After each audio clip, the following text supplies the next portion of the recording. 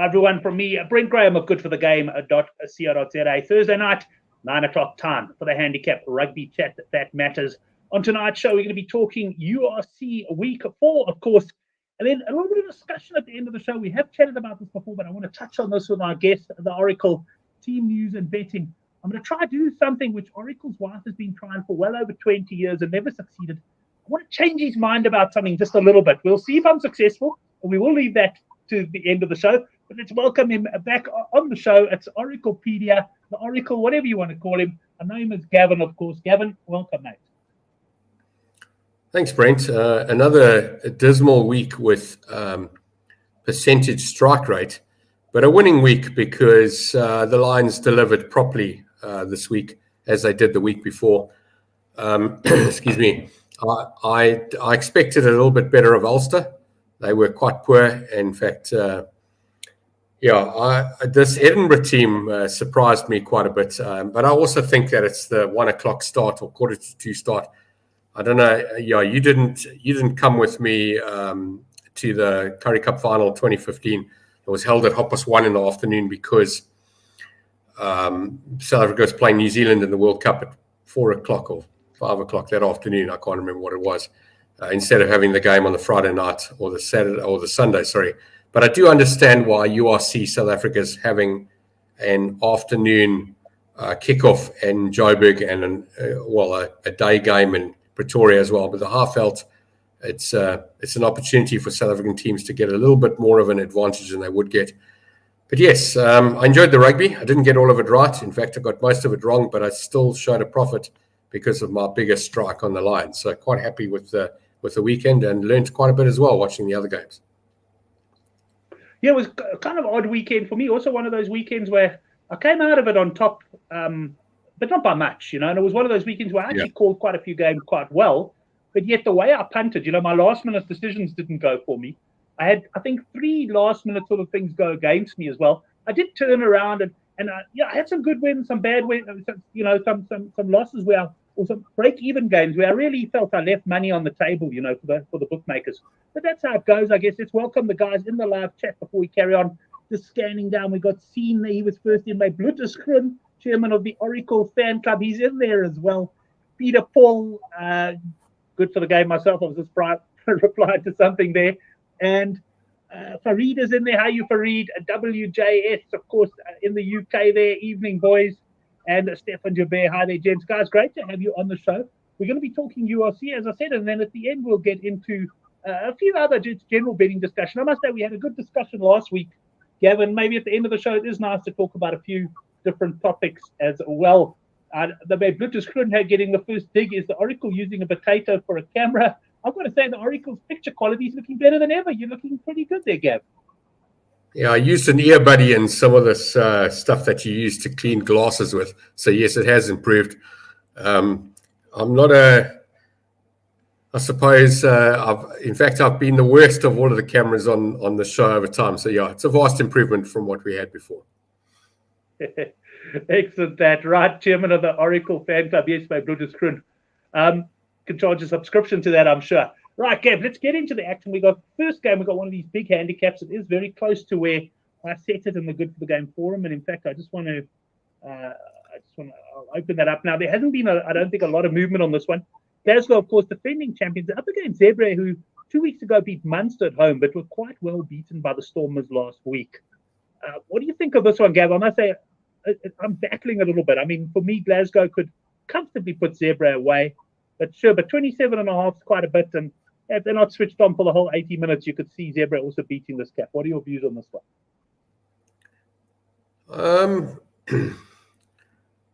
Starting this tournament, I was quite bullish on these Italian teams, actually. But you're right, the Stormers result has painted a different picture. In fact,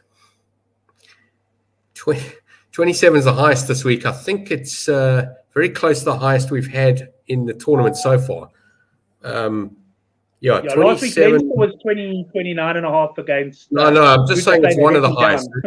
It's one of the highest. It's a 4-try handicap. It's big. And you're right, they had a decent result against Munster. They also had a decent result against Cardiff.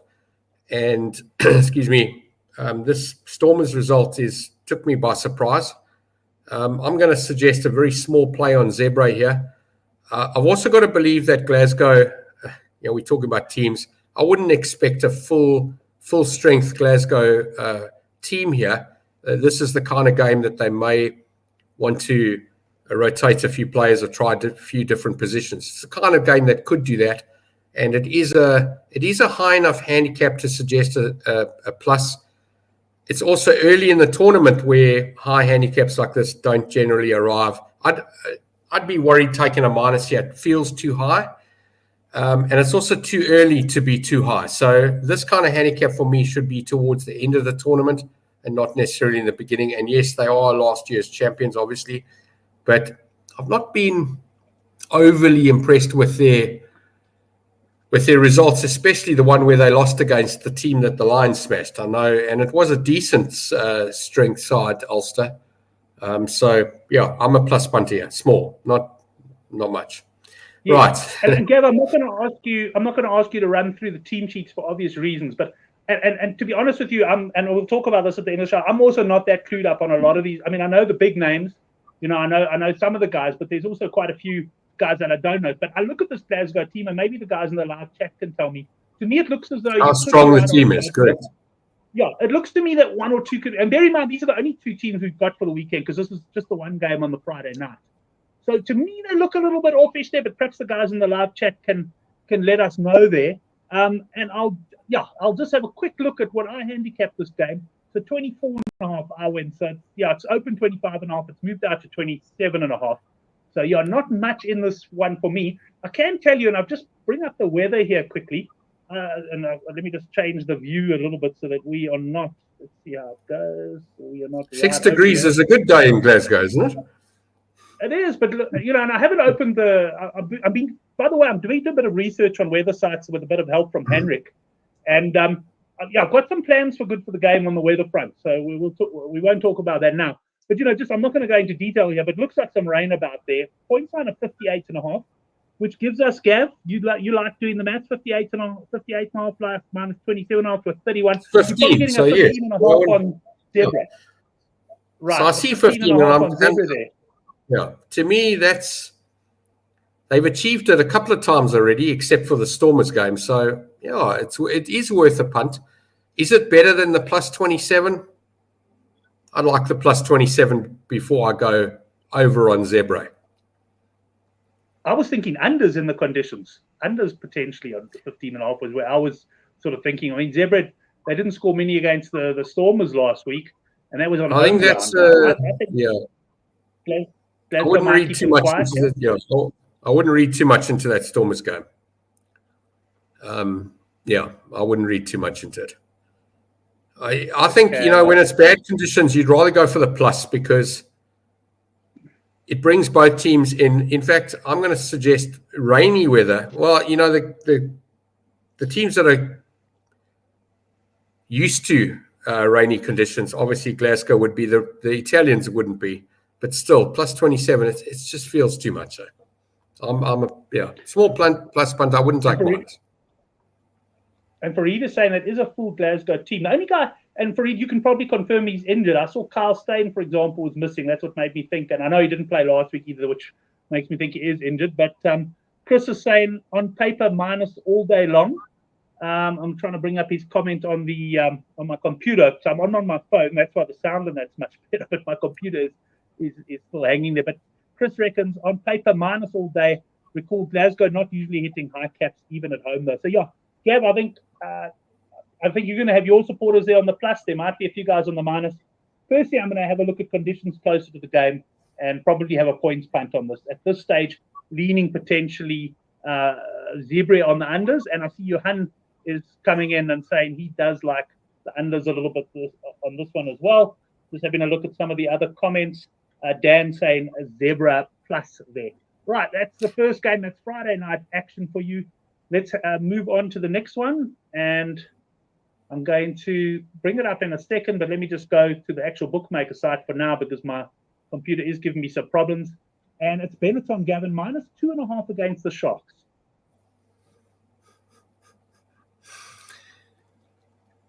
Yeah, this is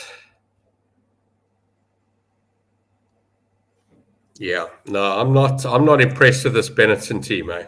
I'm really. I went for them twice, lost on them twice. I just want to say one more thing. Sorry, with regards to the rain, and this is something that a lot of people probably haven't noticed.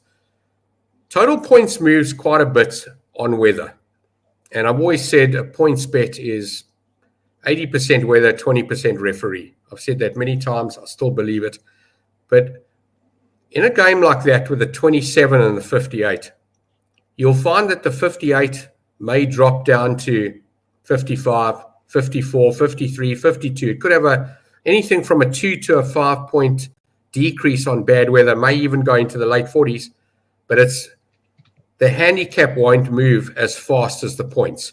So you might get a 27 to a 22 movement, or 27 to a 25, or 27 to a 26, maybe even 24, but it won't go lower than that.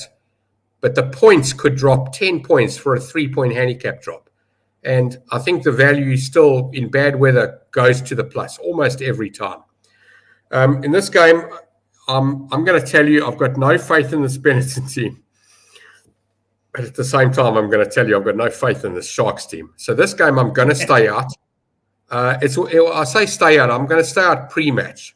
This is the kind of game I might get involved in 15 minutes into it, 20 minutes into it. I'll get a feel for the game. But I've got to tell you, this handicap has basically landed exactly where it should be, round about the 0 line. Anything from plus 2.5 to minus 2.5 on either team. That 5-point line, I can't separate these teams. After what I saw with the Sharks last week against that Dragons team, I was very disappointed in them. Obviously, the week before, having a strong start and lead against Connacht, ending up losing. Benetton have been absolute rubbish in their 3 games. I've not been impressed at all. In fact, I've been disappointed. I don't know how to call this game. I wouldn't know where to go. And I'd leave a half a unit to play in play after watching 15 to 20 minutes. I've got nothing on this game for you right now.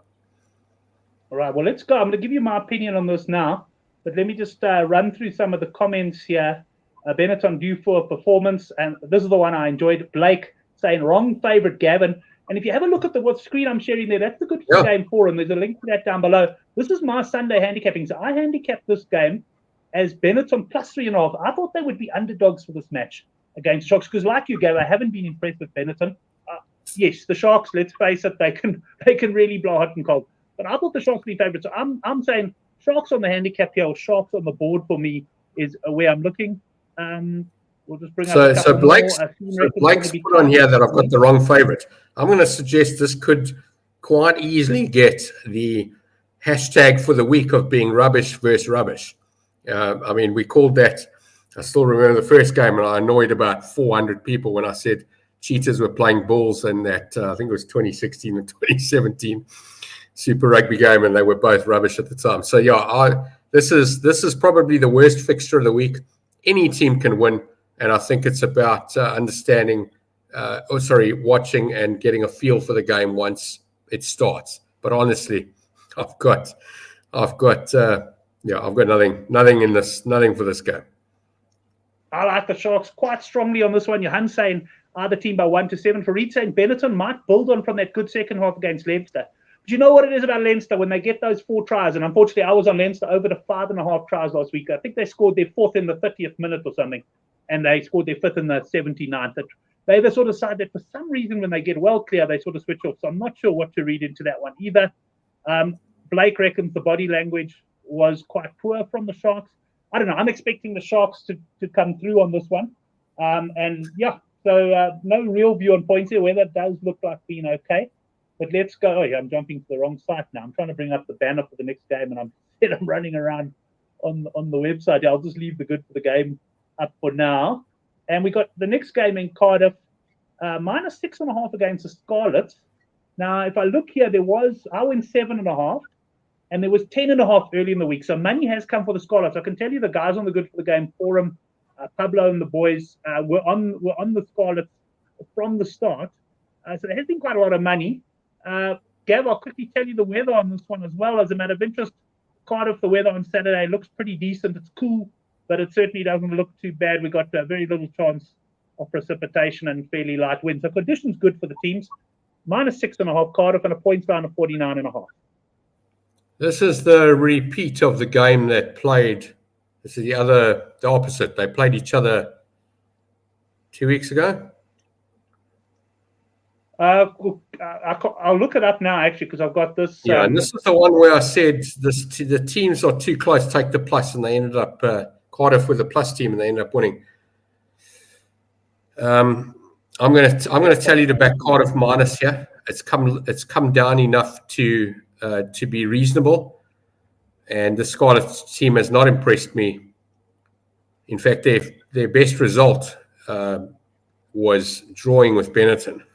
So, yeah, I'm a small Cardiff minus punter here. It's enough. It's low enough. The money's come for Scarlets, and I think they're wrong. And at 6.5, I'm a Cardiff punter. Right. Well, people can probably see why I battle with the old computer, and I'm on the phone. Geez, my computer is hanging there at the moment. I wanted to see the head-to-head quickly, and just have a look at that. I'm on SofaScore, which is one of the sites I use. And interested to hear in the chat any sites you guys use for the head-to-head. And that in rugby, but I'll remove it for now because it's just taking so long to come up. But I think this game could be a Cardiff overs here. So 49.5, we're looking at 43 divided 21. I think Cardiff 27, 28 points here could be an overs. But I've been impressed with Cardiff this season, and even the Scarlets. Yes, and the City, even though they lost that game against Glasgow, scoring 36 points is an achievement on its own. So yes, you're probably right. I would still say -6.5 before I would go over on Cardiff. The weather is dependent on this as well. Sure, if it's bad weather, then minuses are far more difficult to go than teams to score points because the points line will come down further, as I said in the last one. Yeah, I'm a minus Cardiff punter here unless it's absolutely bad weather. The handicap will come down anyway, and I'll still be a minus punter. So I'm always going to be a minus punter here, rain or no rain. Yeah, and I can tell you're spot on about that game. 28th of September, the Cardiff beat them by 9 points at the Scarlets ground. And just looking, prior to that, actually, I was quite surprised. The Scarlets had quite a good run. They'd won 3 in a row against Cardiff. But I'm with you on this one. I fancy that as well. Let's move on to the next game. I'll have to bring the banner up a little bit later. Edinburgh up against the Stormers. -4.5 Edinburgh here, Gav, against the Stormers at 48.5. I'll quickly tell you what I capped this. I thought the Stormers would be favourites here. I kept them at 3.5, and part of my logic there was the fact that Edinburgh have just been on a bit of a punishing tour of South Africa. They're coming back. They didn't perform particularly well in South Africa. Not too bad against the Bulls. Well beaten by the Lions, and I think they could be right for the taking from the Stormers side. That to me is starting to improve. So the Edinburgh losses in South Africa for me were expected. Again, it was the time of the day, it was the temperature. There's a lot going on there. And, Stormers beating that Italian team, I'm not sold on the Stormers yet. I think that Edinburgh at home, back at home in their home conditions, understanding everything.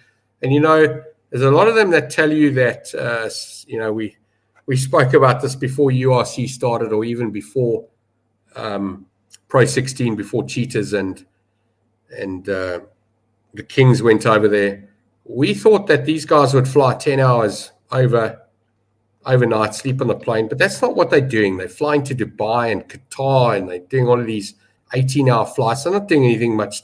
They're not doing anything very much different to Super Rugby, except the jet lag is obviously gone, but the travel time hasn't changed much. So I suspect these Edinburghs or however you want to pronounce them, I'm going to say they had an easier trip home. And you can't read too much into their results because they were time of day and altitude affected. I think they'll be far stronger at home. And the Stormers have not given me enough to say that they're worth anything in this game. I'm an Edinburgh punter here. And I think you can take a little bit more and probably take a 15-10 and go for a little bit more here. This is out of the games we've spoken about so far, I'd like to say this is probably my best strike of the games we've already talked about. Interesting. So we Oracle and I are going against each other here a little bit. Let me, if I can, I'm gonna keep talking while I bring up the weather there. But having a look here on Saturday, there does seem to be some rain about in Edinburgh. We've got a 9-degree top temperature here with a 2-degree bottom temperature, so it certainly looks pretty chilly over there. Let me just have a look. What did I say? The points were on this one. The points on this game, 48.5. So 4.5. So Stormers points about 22. This is not a game I'll be rushing to go overs. I think it could be quite a tight game. But I'm not writing Edinburgh by any means, but I think Stormers are the value here, probably somewhere around the 17-10 or 18-10 mark. Let's have a quick look at the weather that I'll bring up there. Stefan saying he likes the introduction of the weather, and I do think it's something we can introduce onto the show. Dwayne van der Merwe should be back, says Dan. Yeah, so that'll be interesting to see if he does get back into the action. I was very disappointed when he was a late withdrawal last week against the Lions, because I did like Edinburgh points. They were 0 at half time, scored their 21st. I needed one more score in the last 15 minutes, and absolutely nothing came. Pretty disappointed in them. Right, Gav, let's move on to the next game then. And that is Leinster up against Munster. I believe this is at Croke Park. I believe they're having something like, did I see correctly, 80,000 or something? No, they'll fall the stadium. It's an unbelievable match. We got Leinster here are biggish favourites at -14.5 against Munster. Munster were impressive in atrocious conditions last week. I think it was the Ospreys that they played where they beat them. I was on the -12.5 there, but when I saw those conditions, I wasn't sure we'd get 12 points in total in the game, quite frankly. So interesting one that. But 14.5 seems quite big. While you're talking, I'm going to pull up a little bit of head-to-head form on these teams. Brent, I just want to say one more thing about Edinburgh. We mustn't forget that they did score 31 points in that opener against Leinster, the team playing the Stormers. And that's probably given me around about 33 to 40% more confidence on that game. I remember looking at that earlier, and I remember why I liked that particular one. But again, I'm discarding like we do in horse racing. A horse has a bad couple of runs, you just scratch it off the card, and you look at the previous. Exactly. I'm saying that you can stick a line through the Edinburgh performance in South Africa. It wasn't great, but it wasn't unexpected, and especially from a team that had come off scoring 31 points at home against Leinster in that first week. Yeah, I just like them. This is an interesting one. So what is the head-to-head here? Because I'm going to tell you a minus is probably the right number here. But I'm not a big Leinster minus punter. Sorry, I have had them on in the past. I've gone against Leinster actually more than I've gone for them. It's probably something like out of 10 bets, I've probably had 3 on the plus and 2 on the minus, and the other 5 I haven't had a bet. But this game, I'd like to say that 14.5 looks low for Leinster. I wasn't too impressed with this Munster team. I'll give you the head-to-heads, Gab. Sorry, I would bring it up, but as I said, the computer's giving a few problems at the moment. So last time they met, there was 12 points in total. It was 9-3 to Leinster. That was obviously last year at Munster. But let's have a look at some of the Leinster home games. Leinster 21-16, so a 5-point win. Previously 27-13-14, that's on the line. But you got to go back. You got to go back quite a few. You got to go back about 7 matches since they won by 15 points, and that was in 2022. So I would say that I'm also leaning towards the plus there. Leinster just one of those sides. They're a great side, but they just switch off. They and not that to say they can't put a team away by 60, but they seem it's almost like I got the feeling last week. They went out there, they got their 4 tries. And then it almost felt like it was Nina saying, stop these guys from scoring. Let's work on our defensive systems. I'm not saying that that's what happened, but that's the sort of impression I got last week. So, interesting one that I'm going Leinster there. Total points, if you look at the total points between these sides on the head-to-head, I can tell you that this points line would not have arrived if you went overs in the last 5 meetings between the sides. There was a 60-pointer in 2022, but since then, there hasn't been over 40 points So I would say 49.5 in this game might be getting on the high side. I will check the weather there now. Any thoughts on the points there, Gav? Yes, I agree with you. Statistically, that does sound big. Again, the weather will obviously make an impact here.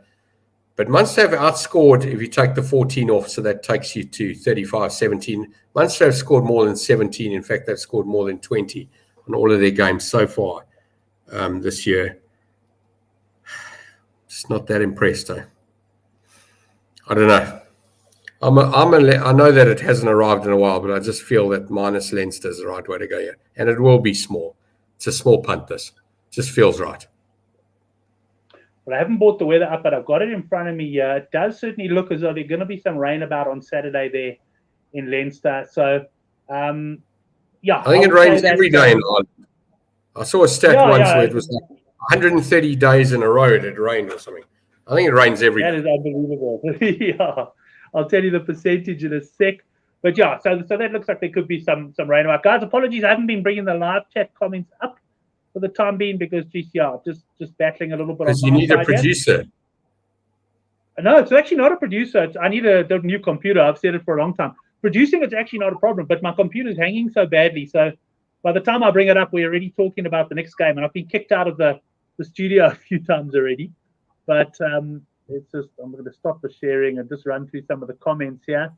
Having a look at this game. Leinster did the business last week on more than 4 times my money. Geez, what did you bet more than 4 times your money with Leinster there, Farid? I'm interested in that one because it ended on the handicap of 29.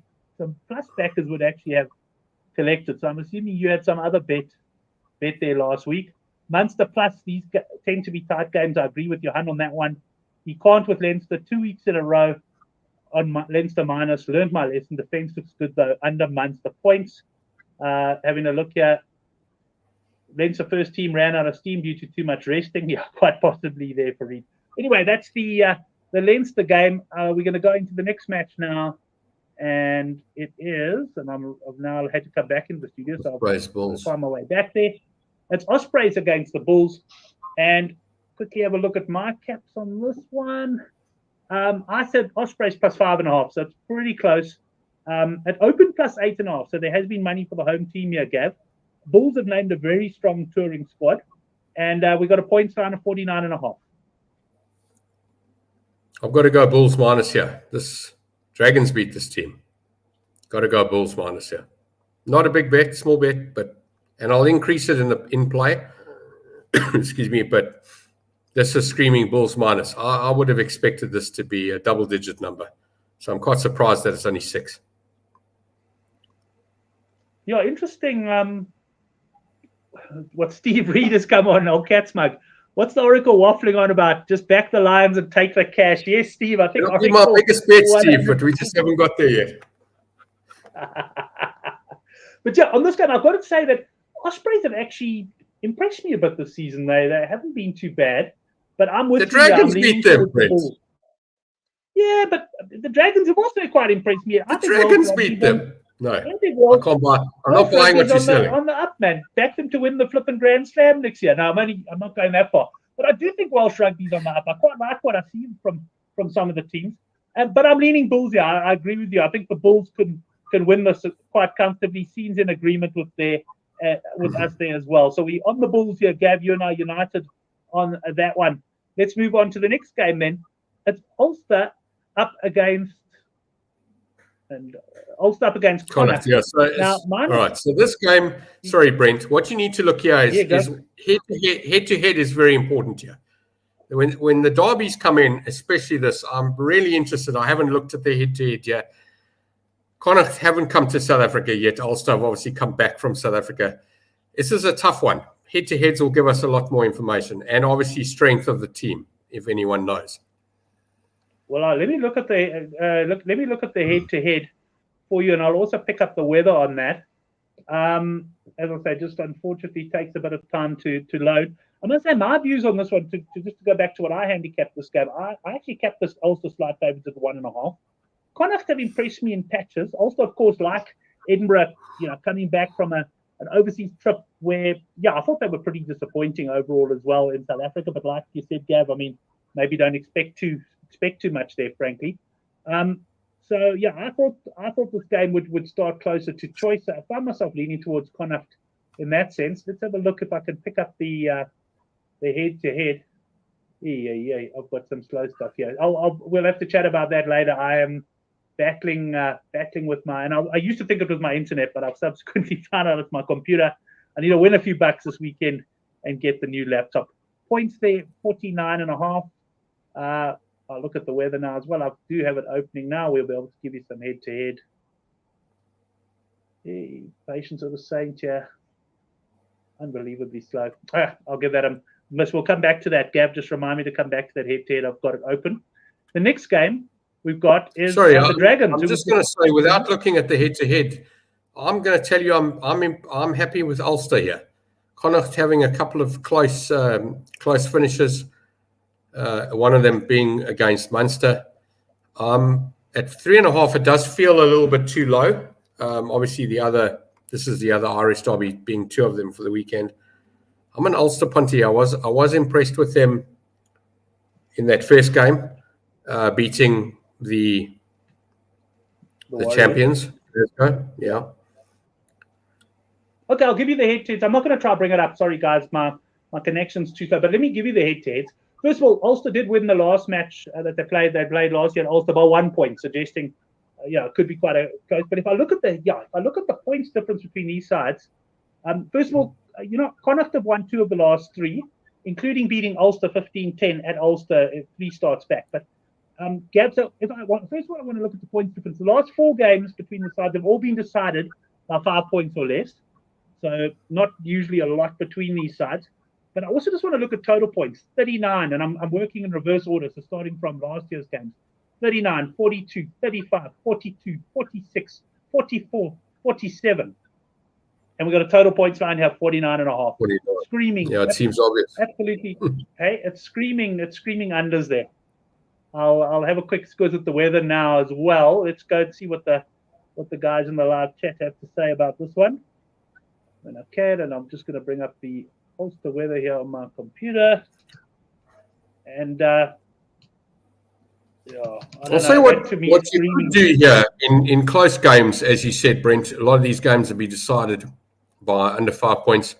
Let's take a board, take the 6 or 7. I mean, I've got a general rule of 7 to 10, and at minus 3.5, it's more likely to be 6 to 10 or 0.65.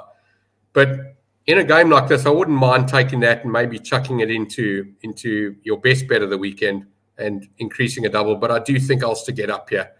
And considering that it's likely to be lower points in this and likely to be, the numbers say closer, I'm not strong on the result. I just feel Ulster's right. It did feel a bit low, but, I've been swayed now looking at the stats. I'm saying stick Ulster on the board onto whatever your favourite team is. I like it. I think they get up. They win the game. And it could be dirty by 1 point or 2 points. Yeah. Ulster, yeah. It does feel low enough, but the stats tell us differently. I'll just say stick it in a multiple with your best bet. Ulster for me. Connacht don't win this game. Read in agreement with you there. Stefan's making the point that Connacht are a bit of a worrying side on the road. David Furlong's joined us. He's going unders Ulster and unders Leinster.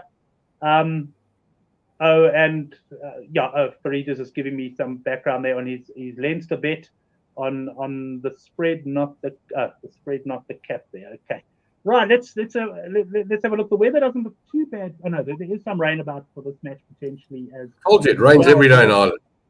Yeah, as you say, we may as well. It's a bit like I remember the 2011 World Cup in New Zealand. I always said rain is never more than an hour away in New Zealand. It could be blue sky, and the rain can move in.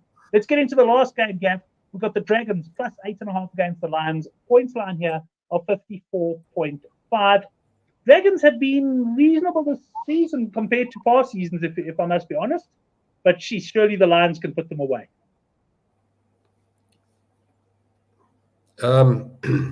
I was quite confident in the Sharks beating this handicap against the Dragons, and obviously we saw they were nearly didn't trouble. Win the game. Yeah, they nearly didn't win the game. Correct. I was chatting to one of my Irish friends this week, and he said to me, this Lions handicap is very high. It is very high. At -8, it's the highest the Lions have ever been overseas. I don't think they've ever had a handicap this high before. It's almost like I always use that Terry Payne example of sitting in the studio, and he goes, "Sorry, did you say I can get even money on New Zealand?" So this is one of these, I can get, 5-2, 28-10 at home against the Lions in Europe. It seems obvious. It seems too big. But this Lions team is firing. The only thing that will stop this minus, in my opinion, is atrocious weather. Absolutely atrocious weather is the only thing that's going to stop the Lions winning by more than 8 points here. I'm a minus. This is again my biggest bet this weekend. Lions -8.5. I'm not buying anything about anything else than that result. I don't know what to do with the points. And the past history of head-to-heads here won't count either. I think the only thing that you could do or understand if you're a plus punter here is if you really understand the strength of this Dragons team and you understand the strength of the Lions team. But I'm going to tell you from what I've seen, this Lions team will destroy this Dragons team, not like the Sharks did. The Sharks have been poor after that Currie Cup win. I expected them to go over and play far better. That was a very disappointing result against this Dragons team. In fact, the Dragons beat Scarlets, I said earlier, I remember seeing. I'm a Lions punter. I'll be very surprised if this game's close. I really will. There is a little bit of bias in that, but I probably watch more Lions games than I do any other games, and I still don't know the players. I know some of them, but I don't know all of them. I just like them. Yeah, they're looking really good. In fact, I'm going to tell you this. Somebody asked me this morning, have I backed them to win the tournament? I said, no, I haven't backed them to win the tournament. I said, they'll be playing Champions League rugby next year, Champions Cup rugby. They'll finish in the top 8. And then I had a look at the price and I saw, 2 years ago, when the tournament started, Leinster were 5-10. I think they were 6-10 last year. Now you can back 7-10 at 7.76, 1.76 for the decimal punters, just under 8-10. Leinster to win the tournament. So, we never saw odds on in Super Rugby ever. 34-1, 33, 35-1 Lions. I've got some interest. I'll stick a lonely 300 on that to win myself 10 grand to take my wife away on holiday. Whatever 10 grand can buy me. But yeah, I'm willing to stick 300 rand on the Lions to win this tournament. Of course, remember, if they you get a final in Joburg, they can beat anybody. As we saw with the Crusaders, it got very close. If it wasn't for that red card, I was at that game. Anybody can, any team can win the tournament. Honestly, if they get home, especially the South African teams, they can win. Of course, they can win. Yeah, I mean the last 2 seasons, Gavin. I've been watching the betting. Leinster have not moved from odds on the entire tournament. Yeah. And then who takes that? They failed to win both of them. So it does create opportunities elsewhere, without a doubt. The fact that Leinster, at the same time, if I'm a bookmaker, I do understand where they're coming from. I wouldn't be wanting to dangle any big price because Leinster are going to be there in the last 4. So you can bet, but other teams can come in and they've stumbled. They're always involved in the in the Champions Cup and that, so they might feel the weaker side in the semi. So yeah, I certainly wouldn't be backing Leinster now. Brent, I want to give you an example of the 7-10 this early on. I'm going to tell you that you might remember 2003 was the shortest price Lance Armstrong ever was. He was 5-10, but most of the time he was 6, 7-10. And I'm thinking to myself, I would back Lance Armstrong with a blindfold and someone else's money as well as my money at 7-10 before I back Leinster to win this tournament at 7-10. It's just too short. I'll tell you that, and I love my Tour de France. I'll be much more nervous with my 7-10 on Armstrong, not because of ability, but because Leinster's going to finish the match. You don't know in the tournament. You don't know that about Armstrong. Well, in the day. But you talk about cycling at the moment. Okay, just quick digression. there's the final sort of big race of the year taking place in Italy on Sunday. And Pogacar, who's also now won the World Championships, he's 1-3. 1-3 in a race with 170 guys. Isn't it amazing? But it's crazy. At the same time, yeah, Tiger Woods went. At the same time, Tiger Woods. Yeah. Sorry, carry on. No, I was going to say it's hard to see him get beat. All things being equal, he's got to, he is that strong. But I mean, cycling is this funny thing. You can get punches, you can have accidents. It's 1 to 3 years. It's a hell of a short price. No, Tiger Woods started tournaments at 9 to 10, and I'll tell you, the ones where he was 9 to 10 or even money, he didn't win. He won the other ones. Don't make me tell the Tiger Woods Betfair story, Gav. Please don't make me tell that. We've already got that on video, eh? Yes, I know. Okay, let's move on. We'll talk best bets, and then I just want to talk a little bit more on team selection and stuff. Yeah, best bet, Gav, of the games that we've had a look at here. No, Lions. They're playing for me the worst team in the tournament that isn't bottom of the log. In fact, Benetton may become the worst team in the tournament. But right now, and Edinburgh in the wrong place on the log, second to last. So the Edinburgh game I like, but Lions for me are best bet of the weekend. Lions. Right. Stefan coming in and saying, reminding me from last week, wasn't I meant to do this week's show on the old exercise bike? I'm going to have to do one on the exercise bike, no doubt about it. I've also got an exercise bike. Yeah, we can both do it. The only thing is, I don't know how noisy it will be. But I actually went to gym. I must admit, I just walked on the treadmill tonight, but I did walk on a 12% gradient and pictured myself cycling up some of those Tour de France climbs. At least I did something. But yeah, I do owe you guys a bicycle. Let's have a look at Johan's weekly treble. Benetton Sharks over 48.5. I like that one. Leinster Munster under 49.5. Really like that one. Edinburgh minus 2.5, and he's getting that at World Sports Betting at 11 to 2. Sheen is going. Lions is his best bet at minus 8.5. He's singing from the Oracle hymn sheet. Fareed, Bull's best bet in the URC. And let's have a look here. Have to be Rain Man, says Chris, to keep up with all these caps, let alone bet them right. Unders in the Leinster Munster game. Yeah, I think this could be an unders weekend. I'm just getting that feeling. My best bet will go out in the newsletter. There is a link down below. Been on a pretty decent run in the newsletter. Some weeks I've hit the ACCA, some weeks I've hit the sort of main bet. Struggling to put both together, but as long as we show a profit, I guess everyone's happy and we move on. But Gav, let's talk a little bit now about a topic we have discussed before, but I tell you what got me thinking about this, and I just want to bring the banner up here. Taking forever to come up. But we did have a few comments like under the show and that about, obviously you're well known in terms of your strategy for not knowing players' names and that sort of stuff. And as I said, I actually don't know.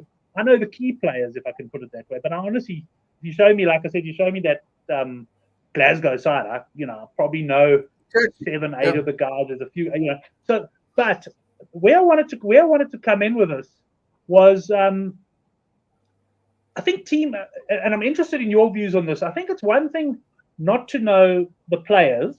So you don't necessarily have to have the players, particularly once the market is settled. You don't necessarily have to know.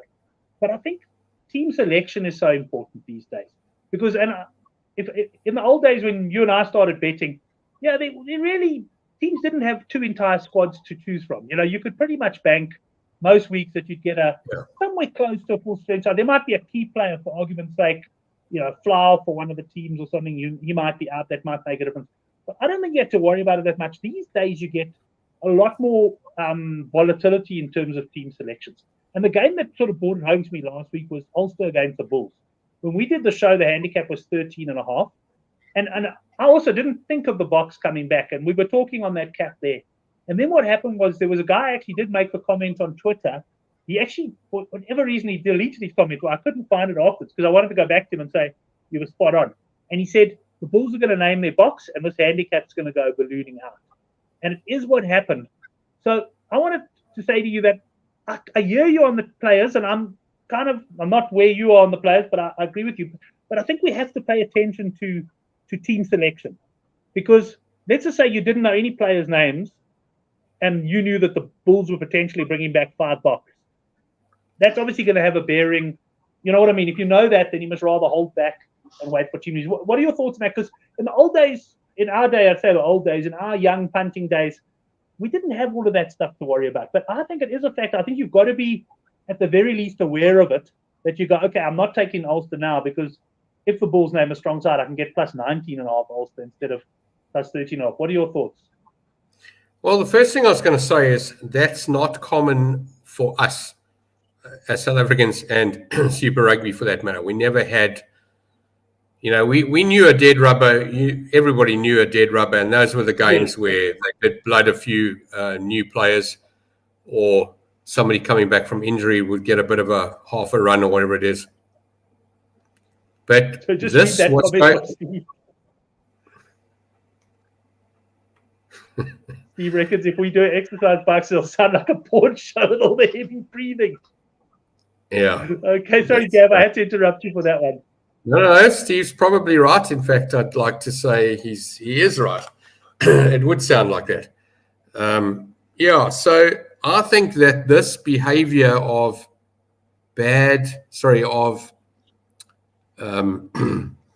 half teams or quarter teams or play around teams or whatever you want to call them is squad management, and the English and the Irish, in fact, the European teams have been doing it for years. So this is not normal for us. And I remember having bets on European rugby in the past and just losing and turning it up and saying, well, I can't read this because the way I punt doesn't work when teams are changed that much all the time. And if I don't know the players, I'm going to lose money because of that fact. We as South African teams have not behaved the same way as the rest of the European teams in this competition, and we haven't behaved the same way the French teams do in their competition. So it may still be a bit of time before South Africa really does operate a two-squad system. Team news is imperative, of course. Yeah, well, I didn't take the other thing that's important here to answer this question is I don't take the bet before the team news.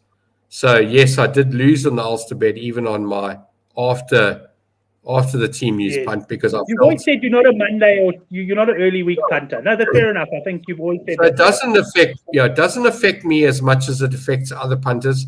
The likes of Hendrik, who's well known for taking bets earlier in the week. This would be far more important to him. But where I'm coming from here is I'm saying that there's enough clever rugby handicapper people out there to understand what it means to a team when this player's out or that player's out, and they'll bring it in line. And I'm looking at it from a number perspective. As you saw, I adjusted the way I thought about the Ulster minus based on the statistics. I do look at stats. Stats are important in rugby, but I don't know or remember who played in those games. But I'll tell you this. Excuse me. This is tantamount to, I don't like how they're doing it. I don't like the fact that teams are being announced late in the week. I think teams should be announced early. This is tantamount to insider trading. I've been involved in finance for many, many years, and people that know that something's going to happen have an edge over the market, and I don't agree with that. I think what should be happening here is the teams, rugby, soccer for that matter, anybody, should be announcing a provisional team on a Monday morning based on fitness and their intentions to play specific players, and then prices should come out, and they could allow for one or two changes and even be fined if they make more than that. Something like that sort of thing, because I can tell you, horse racing, they have to declare, and I know there's still dodgy stuff going on, but they've still got to declare if a horse is well or not well. They've got to you can't. I don't like that teams are waiting until late on a Thursday to name half a team or a stronger team than what they did last week. And some people have knowledge of that. I don't think it's right, because it's time. In my time in this industry, the ones that are really ahead, that win all the time, they have time.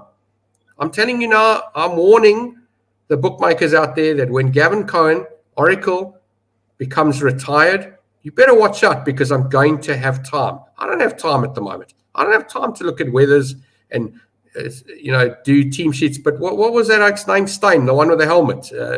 He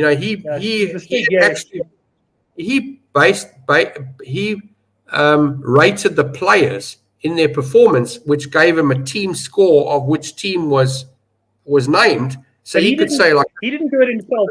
I hear what you're saying. So what he did was he got it from a website that used to release it, and I mean he still obviously had the algorithm and that. But I agree with you 100%. Someone actually compiled all those stats and put it in, and then it used to, and when they stopped releasing those stats, he actually stopped his system because he didn't have anything to pull from. But I agree with you 100%.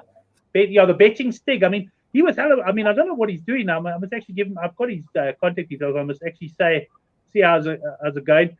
Scene reckons they're going to close your account. I just realized I was talking about the wrong bloody Leinster game there. So sorry about that. That's why I was so confused on the 29.5. But yeah, it's interesting one. Chris just says international rugby, it works a bit better. Club rugby, it's a huge disadvantage, but understandable given the work required, which of course comes to time again.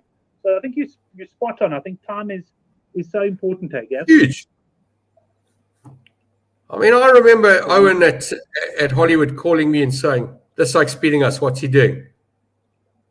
And every time I came back, I said to mine, "It's time. This like got time. He's found something. He's got time. He's doing more." I said it from when I started in this industry in 1999. People said to me, "Everyone loses." I said, "No ways. They don't all lose. The ones that win, they're doing more work. So yes, if you've got time to honestly look at what have we got? 16 teams times 50 players. That's 800 players. If you know the livelihoods of 800 players, and remember, I mean, we all laughed at Brendan. I used to know the wife's name and what school the kids went to. I mean, I don't believe Brendan was working, or he was being paid to sit in an office and just study rugby, because that takes a hell of a lot of time. So, yeah, I don't know. Yeah, Power Query, sure. Yeah, I mean, I'm very good with my Excel, and I will be doing that in retirement. I just don't have time to do it now. Don't have time. And I'm not putting that much money into it. I'm going to come back to this question from Sir Des because I think it's a good one. But I want to ask you a question. Were you, and I know I'm not talking about in terms of size of punts, because I think like me, you're probably a smaller punter now than you were 10 years ago for various reasons like family commitments. But were you a more successful punter 10 years ago than you are now? In other words, relatively speaking, did you make more 10 years ago? I've done okay. I had 2010 was a losing year for me. It was my last losing year up until COVID. 2020, I lost money. This year, I'm definitely down. I've had some decent wins, but I'm down this year. Last year I think I was break even. To answer his question, I used to keep records. I don't anymore because I don't bet on every single game. And I definitely don't bet as much as I used to. I will tell you this, and a lot of people that know me, I made a decision to send my older son to a relatively expensive school, and I started off at minus 5,000 Rand a month that year. I think it was 2017. So I had to make 60,000 Rand just to pay the bills. In other words, to break even. And I managed to make 65 that year, so it was reasonably decent. But, I eventually realized I was punting for the wrong reason. I've got back to now punting for pleasure, having a bet because I like a game, and it's different. So, yes, it's difficult to say that in my 25 years. I can tell you now that I lost every year from 1999 to 2010. Every year, lost. Learning, school fees, whatever you want to call it. My first winning year was a 2011 World Cup. I got closed by Bet365, got closed by Stan James, got closed by Paddy Power, got closed by all those European companies, which I had an account with at the time. From 99 to 2009, for 11 years, I lost money. Not a lot, but lost every year. Didn't even have a single winning year. And 2020 was my first losing year since 2010. I had some decent years. 2014 was very good. I remember that being very, very good. 2017 was good. That's the one I mentioned earlier. 2016 was okay. 2018 was all right. But honestly, since 2020, I've been small. 2021 until this year, I'm a much smaller punter. I don't know. I've had 20 grand on games, and today I could have 200 rand on a game, and I'm happy. So, yeah. I've paid for what I needed to pay for, and it's done. Well, there's another question I want to get to now as well, but let me answer the question from me first of all. I've made money. So what I do is I used to track. There was a time when I used to track every bet in that, and with the admin was just too much.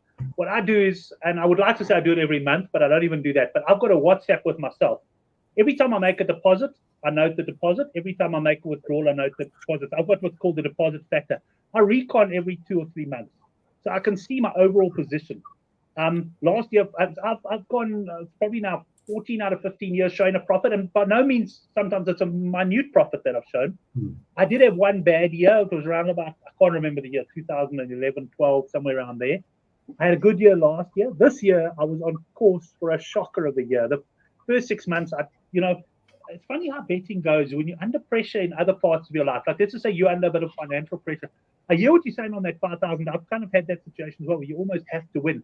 There's other times if things aren't going well for you for whatever reason, or you're going through a bit of a rough ride in life, geez, it's hard to win money punting. I don't know what it is. It's like a mindset thing. But when you're like relaxed and everything's going well, you've got a time. So yes, I've done it. And as I say, sometimes I've recently edged in front for the year again. I thought this was going to be a losing year. It might still be a losing year. I'm hoping not. But I've literally been on a very good run the last 3 months, and I've edged back in front. But I was almost prepared to ride this year also. That's how I keep my record of my bets. I don't keep any detail, but you can tell me at any given time. I can tell you how much I'm up or down for the year based on reconning my accounts. So that's my one. But I want to... I just want to say one more thing on that topic. Sorry. So I've actually built a very nice... I had built. I still have it. I just don't use it at the moment. Which I knew exactly my position with each bookmaker. When at one point I had 150,000 rand in different accounts all over the place. I had a big float, so if I wanted to put 10 or 15 grand in a game, I could do that. Today I don't have that 150 grand. I don't have any float.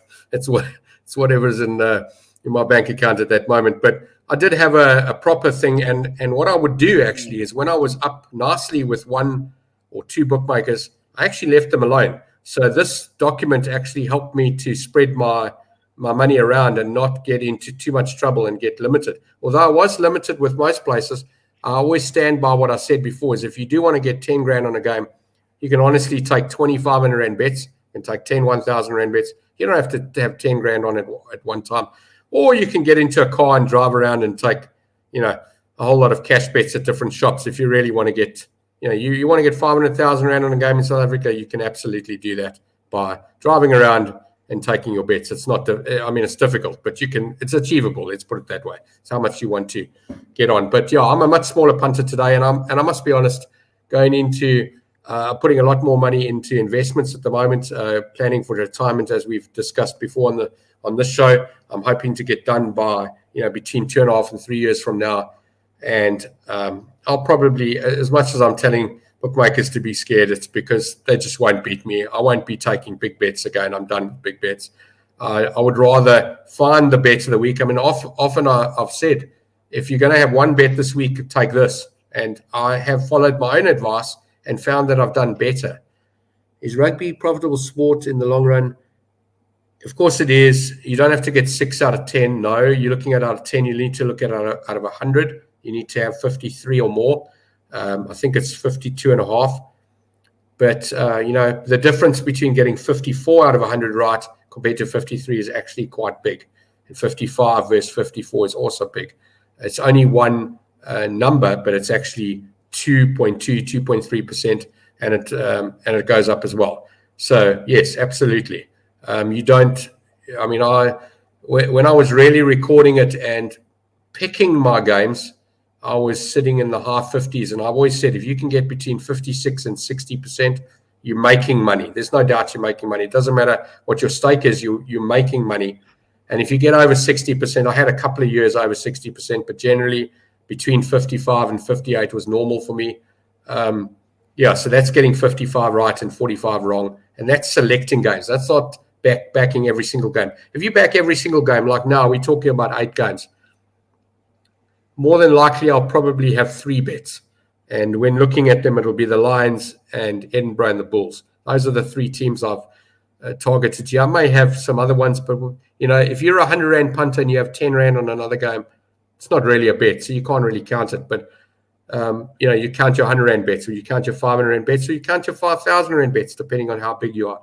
But absolutely, if you're not achieving 53 out of 100 on games that you've selected as your best bets, you shouldn't be punting on rugby.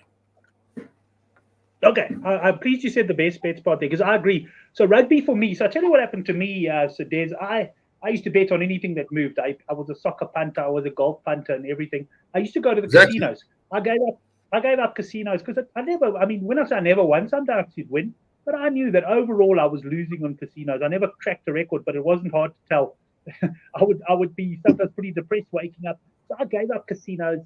I gave up everything. And from sports betting, I eventually evolved from a guy who bet on anything to a guy who bets 90 to 95% rugby. And the reason I do that is I find rugby is one of the few sports, and I'm not saying there aren't others there and guys, but because I love the game and that, it is one of the few sports I've been able to gain a long-term edge over the bookmakers. I'll go through bad runs, but ultimately, because of things like points line moves and weather and understanding how teams play and conditions, a soccer game, it doesn't really matter what, 2 teams play each other in England. It doesn't matter what pitch they're playing on. And it's just, you could have defensive teams and attacking teams. The odds hardly move when the bookies come out on the English Premier League, for example. Whereas rugby, you get the early moves. And I agree with one of the comments here was saying it's not easy to get the early prices because you get restricted in that. And that's fair enough. I mean, at the moment, there's maybe 1 or 2 bookies that come out early, but, I can't necessarily get the big bets on with them. And then you've got like Boyle's Gav, who take the view on the total points. You only come out like an hour and a half before the game or so. Now, in a sense, I prefer that because then I can get a solid bet on. I'm not beating the market, but I still fancy my chances in the long term of beating the bookmaker. So I think it's probably, we won't go on for too long. I think this warrants probably another show sometime. But for me, if you had to honestly say, Brent, you've got to make money over the next year, which sport are you betting? It's rugby. Right. Absolutely. I might get a 40-1 golfer or something, but rugby is a sport that you can, it all comes down to what Gavin said earlier about time. And let's face it, I mean, get guys who, you get a guy like the conductor who knows all the teams, this and that. I mean, that's where he gets his edge at the end of the day. You've got to get an edge over the bookmakers, and rugby is one of the few sports where you can get an edge. Let's quickly run through some of the comments because we and I have been talking so much. There's quite a bit of chat here. I probably will miss quite a few. Steve just says he's on fire tonight. Sounds like a math lit analysis, 53 out of 100. Steve, if you want to get more technical, you can go out of 1,000, and I think it's 532 that you have to get out of 1,000. So 10,000 would be 5,319 or something. I don't know. That's it. It's discipline, correct. Money management and discipline, 100%. And I'm the first to say I'm a lot more disciplined than I was when I was younger. But if I'm having a bad weekend, Gav, sometimes or whatever, good, I'll do some stupid things still sometimes. Make no mistake. And I know you're the same. And then sometimes you say, look, I'm taking 3 weeks break because you've got to change that mindset. And it is about discipline. And what scares me a little bit about betting, Gav, is the number of, and I've got nothing against it. I mean, my son and I have a few punts and that sort of stuff, but the number of people, the number of youngsters that come out and bet, but not only on sport and that, but on flipping slot machines and stuff like that. Nothing against it. You know what? You live in it, you pay your school fees. I agree. Dan saying rugby is more punter friendly. I agree with that. I think if you gave bookmakers a choice and said, you can kick one sport out to touch, they'd probably take rugby and say, we're not pricing, or we're not going to price up on points. And you look at guys like Hollywood and that as well. I mean, they obviously also cater. They've got lots of shops. They've got if you look at their rugby markets, they're very solid on the handicap. You can always, they might open 17 to 20, but you can get a decent, they'll be 9 to 10. on the handicap. But I mean, points, I think they also come out either last minute or they put it somewhere where I can't even find it, because they know that that's where they're vulnerable. And at the end of the day, they'll rather bet into markets where they've got that slight edge over, or they'll feel they've got that slight edge over the punter. Yeah. But anyway, you have to love the sport to put in the work required. Top spot on for Reed, and that's also one of the reasons, obviously, why I do rugby. But and if you said to me, Brent, you're gonna, and Gav, I'm sure you'll agree with this as well. If someone said to me, look, Brent, you've got to make money on soccer. You've got to start studying up on soccer. I'm not mad about soccer, but I can handle that. I'll do some work on it. I'm not picking the English Premier League. I'm picking the PSL. Because or the 7th division in Albania. Exactly, something like that. You don't pick, because the English Premier League, there's just too much information. Everybody's got it. You won't be. But even the PSL, if you're passionate about something like the PSL, I reckon you could make money on it. And also following things like trends and teams and stuff like that, I reckon you could do pretty well. Correct. It's just down to time. It's down to how much time you've got to spend. You're not going to make money on every league. I did the exercise years ago on Super Rugby. I had a bet on every single game. I think I got 46% or something. But when I looked at the games that I really liked, got my 55 to 58. You can't bet on every single game. You just can't. You can't bet on every single sport either. I mean, I remember guys that were winning at rugby were giving it away back in golf and cricket and other things. And you just think to yourself, you look at Dyke's account and you go, if this just stuck to rugby, or if he just stuck to golf, we just stuck to cricket, whatever it was, everyone's got their sport. They understand better. They put more time into it. They watch more games. I mean, I did okay on this SA20 earlier this year. I went to a couple of games as well. I'm going to tell you, I'm looking forward to that cricket tournament. Am I a cricket punter? Of course, I've had cricket bets. I don't bet on cricket often. But this tournament, I read well last year. I watched a couple of games. I selected the games I wanted to have a bet on. Didn't bet on every game, and I made money. And I'm going to do the same thing. Watch a couple of games. The World Cup, I did okay, that Cricket World Cup. And, these tournaments that come up once a year, once every couple of years, those are the opportunities for punters with time, because bookmakers don't spend a lot of time on them, and they don't have enough information because the last time the tournament was a while ago. RPL, same story. If you understand your RPL, golf's a great one. If you can pick a few tournaments a year because you understand the weather and the conditions of what kind of grass it is and how fast the wind is blowing and all of that, and how well players are, with form are coming into tournaments, you can do well at golf. But are you going to win every week? No, you're not, because every single golf tournament is different. So you've got to, don't bet on everything you watch, but watch the stuff you bet on. Yeah, but I mean, golf's a great example as well. I read a lot of golf previews, and I enjoy golf. And over the years, I've kind of done okay. I'm probably not. Every now and again, I've got. I'm a loser on golf. I'm absolutely a loser on golf. I think I might be okay on golf, although lately I haven't been terribly up. But when you read some of these guys, like, I don't know, is it Ben Coley of Sporting Life, and you've got the Betfair guys, Steve Rawlings. These guys can tell you that the guy puts well on a certain type of grass. Yes, in the time, Brent. I mean, time. You've got to. That's it. And time. And these days, I guess, just ability to filter that data. But there's a few comments I want to go through. I know I said I'd end the show, but we are having a good chat here. First of all, I had a good laugh at this one. The Icelandic third tier is where it's at. You're 100%, Darren. But this is an interesting one, because Stefan come in and he said PSL under 2.5 goals will come in 7 out of 10 games. I agree with you, Stefan, but the problem is so do the bookies. I mean, Gab, when you price up PSL, if you look at it, if you go to the UK, you normally normally over 2.5 goals is sort of 8 to 10. I mean, you get your exceptions, and you might get even money on under 2.5. In the PSL, it's totally different. You can sometimes get flipping. I've seen 4, 5 to 10 on over 2.5 goals in the PSL, because it is a low scoring tournament. So, I've almost looked at it and go, well, I still don't know if you can make money going unders, because you're just not getting the price. For me, South Africa, I think I saw the stat. It's the best, out of the top 100 leagues in the world, it has the highest probability of a draw. So For me, you've got to pick the games that are more likely to draw. You can back Sundowns to draw every day of the week. They're not drawing. They're drawing 1 or 2 games a year, whereas some of these other teams are just draw specialists. And that is a stat to be worried about from someone backing a team to win. The Serie B and Serie C in Italy are up there with the PSL, but a lot of that is mafia stuff. That's not about hitting barn doors. That's about deliberately missing barn doors. But yeah, South Africa, the money's in the drawers if you can find them and pick them right.